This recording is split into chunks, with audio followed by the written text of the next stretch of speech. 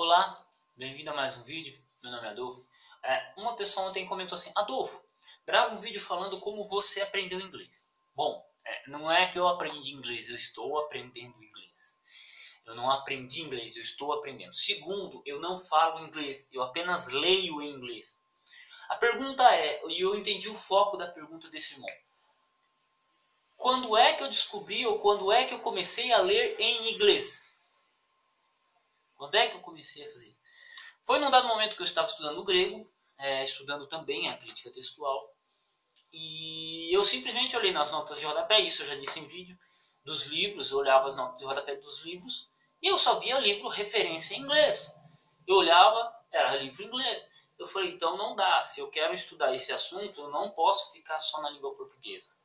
E de fato, se você olhar a discussão do crítico textual, ela só está em inglês e alemão.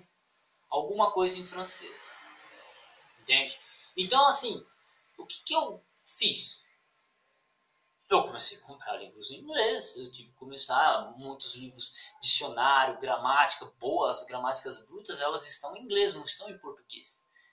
Pense que tudo que você tem em português são apenas introduções aos temas. Tudo que você tem de crítica textual em português são apenas introdução ao tema. Estou até lançando um curso de crítica textual. Quem quiser fazer, entre em contato comigo. Eu estou fazendo uma turma dia 1º, 1 do 10, tá? Isso aqui não é merchandise, mas o canal é meu, então se inscreva, tá? É apenas R$50 por 4 meses, né? R$50 todos os meses, R$200. E é apenas uma introdução, porque não dá para fazer mais do que isso. Não dá. Se eu quiser fazer um curso mais aprofundado de crítica textual, eu vou ter que... ou o cara vai ter que chegar para mim e falar, não, eu sei inglês. Aí a gente trabalha o tema em inglês, a discussão é em inglês. Mas, por enquanto, a gente tem que trabalhar a questão em português. E é apenas uma introdução, né? Se eu for desenvolver um curso mais aprofundado e tal, aí vai exigir mais referência bibliográfica em inglês. Então, o pessoal não tem, pelo menos no Brasil, nesse tema, os leigos fora da faculdade, como é o caso que eu trabalho mais com o pessoal que fica fora do mundo acadêmico, não tem como, é apenas uma introdução por enquanto. Então foi assim que aconteceu. E aí o que eu fiz? Comecei a ler artigos em inglês, livros em inglês, eu comecei a ler mesmo, literalmente a ler. Usava Google Tradutor, sempre tenho meu dicionário comigo de inglês, um dicionário de inglês comigo. Por quê? Porque todos os livros, quando eu vou ler, é em inglês, né? E por aí vai, então é isso. E aí eu comecei a ler em inglês, e de 1 ano e meio pra cá tem melhorado muito, né? Tem melhorado muito. Então é isso, esse foi o segredo. Eu comecei a comparar duas bíblias em inglês, entender como que funciona a estrutura da língua, e a gente vai aprendendo. É assim que eu aprendi inglês, né? A ler, pelo menos. Por exemplo, o francês foi um troço mais engraçado. Por quê? Eu nunca parei para vou estudar francês aqui assim, sentava e estudava francês. Só que eu percebi que eu pegava o texto em francês e eu tentava ler, e a minha esposa falava, mas tá certo, Adolfo, você tá lendo em francês e tá correto. Não tá 100% gramaticalmente, aquela coisa bonita, você não tá falando igual um francês fala e tal, mas você tá conseguindo ler. E não sei como você tá conseguindo traduzir. Eu pegava ela falando com um outro amigo meu, um pedreiro que morou 2 anos na França, e ele pegou um dia para falar com a minha esposa e só falando em francês. Eu falei, gente, para aí, eu tô entendendo tudo. Então, não sei como, não sei como o francês ele veio de tabela. O espanhol eu tenho um amigo boliviano que eu troco ideia com ele, o Som Divina Master nível 5, o cara é boliviano, o cara fala espanhol fluentemente, e de vez em quando eu torro a paciência dele lá, né, zoando, conversando com ele quando eu posso, né, ele tá mestrando na PUC, terminando o mestrado dele, né, e tal, e é isso. Então, assim, como é que eu aprendi essas línguas? Cara, meter na cara estudando, não tem outro caminho. Não é um passe de mágica. Não é um passe de mágica. Preciso aprender muito mais ainda. Perto dos caras que eu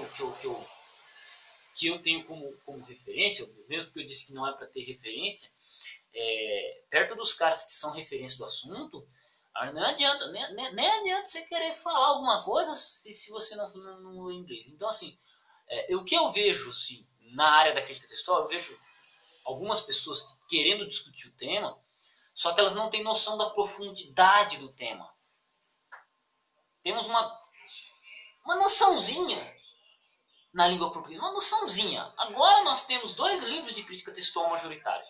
Qual o texto original do Novo Testamento e Paulo Anglada, que também é uma introdução ao estudo da crítica textual. 2 livros. Por lado eclético, você tem outros livros por aí vai. Então, assim, a discussão na língua portuguesa. Agora, pega em inglês para você ver. Você vai ter uns 30 livros, né? Pelo menos falando aí do texto majoritário, trabalhando no texto majoritário, do texto eclético também, dessa discussão. Você vai ter livros específicos, né, sobre cada material. Até um amigo me perguntou: Adolfo, me passa alguma referência sobre a crítica textual. Eu falei para ele: olha, se você souber inglês eu te passo, se você não souber fica difícil, né? Então é isso. Foi assim que eu aprendi inglês. Hoje, por exemplo, vou até virar aqui a câmera, por exemplo, essas apostilas todas aqui, metade delas estão em inglês. Ainda tem um pouco, eu vou ver se eu consigo comprar mais. Metade delas estão em inglês. E metade dos livros que eu tenho mesmo, os livros acadêmicos de pesquisa, pelo menos uns 40, metade deles, uns 40% de todos os livros que eu tenho aqui estão em inglês. Se eu pegar com introdução em inglês, eu acho que metade mesmo também são todos livros em inglês. Porque não tem como, não tem conversa. Ou é em inglês ou não é. Os melhores dicionários estão em inglês. As melhores gramáticas estão em inglês. Os livros mais brutos, mais específicos estão em inglês. Então, não tem como. Ou você lê ou você fica quieto. É assim que funciona, né? Alguém pode estar dizendo assim: Adolfo, mas você está sendo muito arrogante ao falar isso. Não é, cara. É exatamente isso. Uma vez um carinha veio me questionar algumas coisas, né? E eu falei: mano, lê esse livro aqui, ó. Pá, mandei já um livro de 160 páginas. Porque não adianta eu perder tempo de discutir com a pessoa se a pessoa simplesmente pode pegar um livro e ler, né? Então, é isso. O assunto ele é muito mais profundo, muito mais tenso do que simplesmente ficar debatendo na internet, debatendo com uma pessoa com outra, né? E foi assim. Então, existem muitos materiais mesmo, e estão em inglês. É só você baixar. É só ler. Ah, mas isso não tem nada a ver com o inglês. Tem sim. Leia, estuda. Eu já dei a dica. Pegue um livro. Pegue lá o livro, qual é o texto original do Novo Testamento. Digita no Burpkerrig, Identity of the New Testament 3. É o original do qual é o texto original do Novo Testamento. Leia em português, depois lê em inglês para você ver. E você vai fazendo comparações. Assim você vai aprender rapidinho. Sem problema. E por aí vai. E como eu só leio muita coisa sobre crítica textual, para mim é fácil ler essas coisas em inglês, né? E por aí vai. Então é assim que a gente vai aprendendo, vai desenvolvendo. Foi assim que eu estou desenvolvendo inglês. Eu não sou um erudito na área, não sou um professor de inglês, não sou nada. Eu sou apenas um leigo interessado no assunto. Tá? E é mais ou menos isso, ok? Fique com Deus. Deus abençoe seus estudos.